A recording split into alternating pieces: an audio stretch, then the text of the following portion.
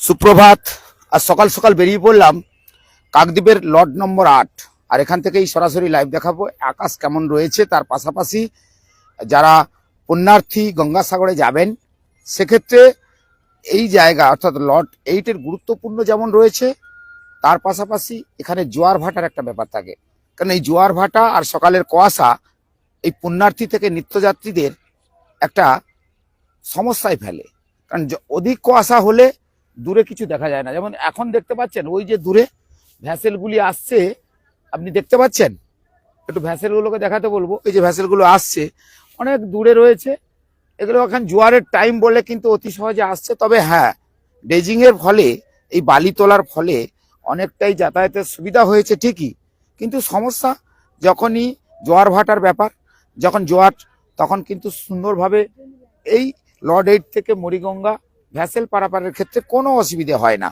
কিন্তু সমস্যা তখনই হয় যখনই ভাটা হয়ে যায়। আর এইরকম যদি ঘন কুয়াশা পড়ে তাতে করে অনেকটাই সমস্যা হয়, দূরের কাউকে দেখা যায় না।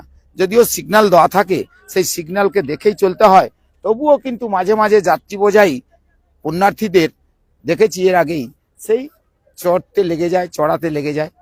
এ সমস্যাটা থেকেই গেছে এই লট 8-এর।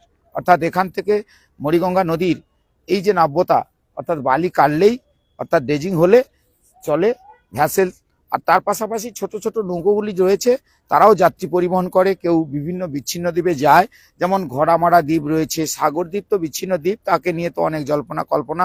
যেহেতু গঙ্গাসাগরের মেলা আন্তর্জাতিক মেলা হিসাবে স্বীকৃতি বারবার বলা হয়েছে, তাতে আন্তর্জাতিক মেলা হলে এই মেলার গুরুত্ব যেমন রয়েছে, কারণ ভারতবর্ষে নয় বিভিন্ন রাজ্য থেকে বিভিন্ন জায়গা থেকে অর্থাৎ ভারতবর্ষের বাইরে থেকেও অনেক পুণ্যার্থীরা আসেন এই গঙ্গাসাগরের কপিলমুনি মন্দিরে এবং কপিলমুনিকে দর্শন করেন, গঙ্গাসাগরে গিয়ে স্নান সারেন, পুজো দেন। সব মিলিয়ে গঙ্গাসাগরের মেলা 2026 অর্থাৎ ইতিমধ্যে কিন্তু প্রশাসন তৎপর, জেলা প্রশাসন, স্থানীয় প্রশাসন সবই কিন্তু তৎপর রয়েছে। কারণ যাতে করে এই গঙ্গাসাগরের মেলার আর কয়েকটা দিন বাকি রয়েছে, যার ফলে এই সমস্ত পয়েন্টগুলো অর্থাৎ লট নম্বর 8-এর পয়েন্টগুলো খুবই গুরুত্বপূর্ণ। সেক্ষেত্রে এই জায়গাগুলো দেখতে পাচ্ছেন, এই যে বড় বড় যে সমস্ত ভ্যাসেল এখন গাড়ি নিয়ে চলে এসছে, এগুলো গাড়ি নিয়ে যাবে। এই যে এগুলো একটা গাড়ি পারাপার হবে, দেখান ছবিটা দেখান ওদিকে, কারণ গাড়ি পারাপার হবে বড় একটি বার্জ অর্থাৎ এই যে ভ্যাসেলগুলো এগুলো কিন্তু গাড়ি পারাপার করে। দেখতে পাচ্ছেন ওপার থেকেই কিছু গাড়ি নিয়ে আসা হয়েছে এবং জোয়ারের টাইম অতি সহজে চলে এসছে। এবারে এই ঘাটে লাগানো হবে আর এই ঘাট থেকে গাড়িগুলো উঠে আবার চলে যাবে। অর্থাৎ সব মিলিয়ে এই গঙ্গাসাগরের মেলার সময় কিন্তু জেলা প্রশাসন যেমন গুরুত্ব দেন, রাজ্য প্রশাসন তার পাশাপাশি স্থানীয় প্রশাসন তারা কিন্তু দায়িত্ব নেয়। কারণ এই সময় পুণ্যার্থীরা অর্থাৎ আগে ভাগে অনেক পুণ্যার্থীরা তারা কিন্তু চলে আসেন। সেক্ষেত্রে ওই যে ভ্যাসেল আসছে দেখছেন সকাল সকাল, আর ওদিকে ড্রেজিংয়ের লাগানো রয়েছে। সব মিলিয়ে বুঝতে পারছেন যে এই সকালবেলা যেমন ঘন কুয়াশা, আর মুড়িগঙ্গা নদী কিন্তু খুব শান্ত। দেখেছেন মুড়িগঙ্গা নদী কিন্তু ইতিমধ্যে যথেষ্ট শান্ত রয়েছে। আমি এই দিকটা দেখাতে বলবো, এই যে 1 নম্বর ঘাটটা দেখাতে বলবো। ওই যে দূরে দেখতে পাচ্ছেন ওটা 1 নম্বর ঘাট। পাশাপাশি এই যে ঘাটটা দেখছেন, এখান থেকে কিন্তু বেশ কিছু নৌকো বা ট্রলার, যারা যন্ত্রচালিত যে সমস্ত নৌকোগুলো রয়েছে, তারা কিন্তু এই বিচ্ছিন্ন দ্বীপগুলোতে যাবে। তবে ওই দূরে কিন্তু এখন কিছুই দেখা যাচ্ছে না, কেন ঘন কুয়াশা পড়েছে। আর তার পাশাপাশি এই যে দেখতে পাচ্ছেন ড্রেজিংয়ের যে ড্রেজিং মেশিন ওখানে রয়েছে, তার পাশাপাশি ভ্যাসেল চলছে, তার পাশাপাশি এদিকে গাড়ি তোলা হবে। অর্থাৎ এখানে গাড়ি কিন্তু এই যে গাড়িগুলো কিন্তু তারা উঠবে, দেখতেই পাচ্ছেন, আমি দেখাচ্ছি আপনাদেরকে। অর্থাৎ গঙ্গাসাগরের যে এই সময় যে সমস্ত পুণ্যার্থীরা যাবেন তার পাশাপাশি, আর এইগুলো যদি দেখাই, এগুলো ড্রেজিংয়ের এই যে এগুলো কিন্তু ড্রেজিংয়ের এই যে পাইপগুলো রয়েছে, এগুলো দিয়ে এই বালিগুলোকে তোলা হয়।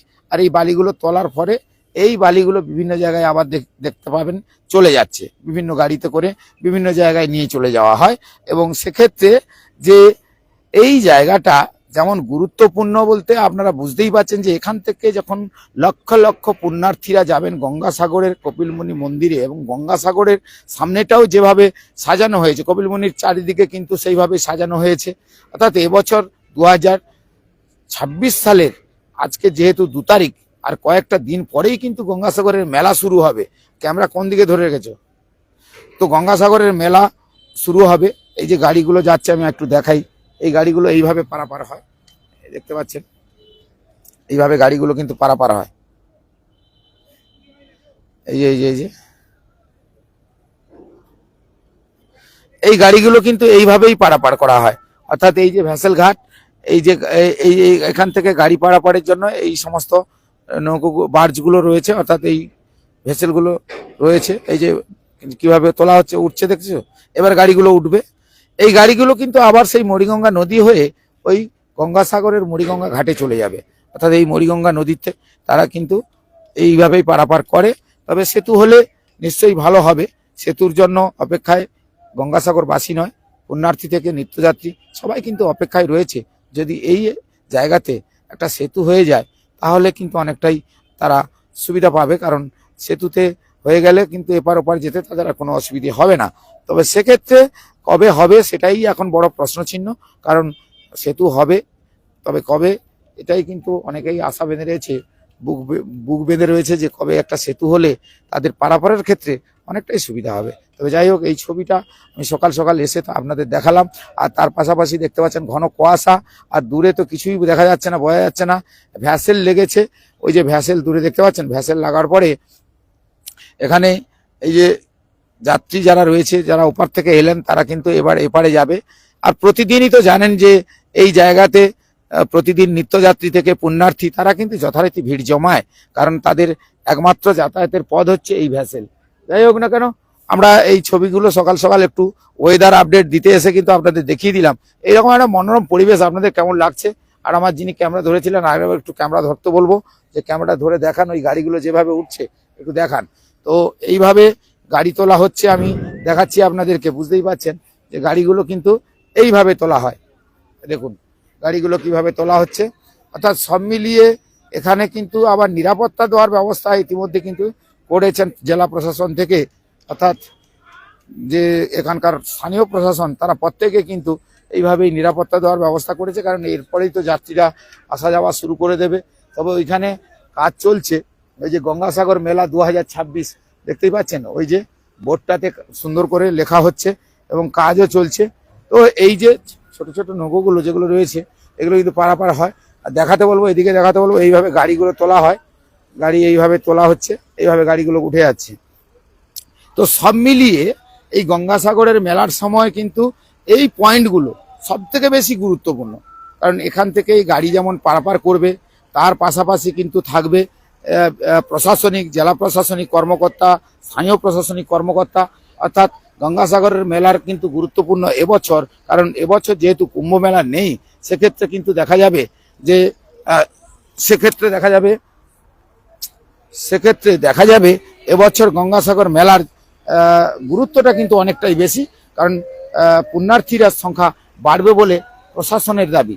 কারণ প্রশাসন এই মুহূর্তে যেভাবে কাজ করছেন, অর্থাৎ বিভিন্ন জায়গায় গঙ্গাসাগরের যেমন পয়েন্টে, তার পাশাপাশি নামখানা পয়েন্ট, তার পাশাপাশি এখানে এই যে যেখানে আমরা দাঁড়িয়ে রয়েছি এটাও লর্ড এইটের একটা পয়েন্ট।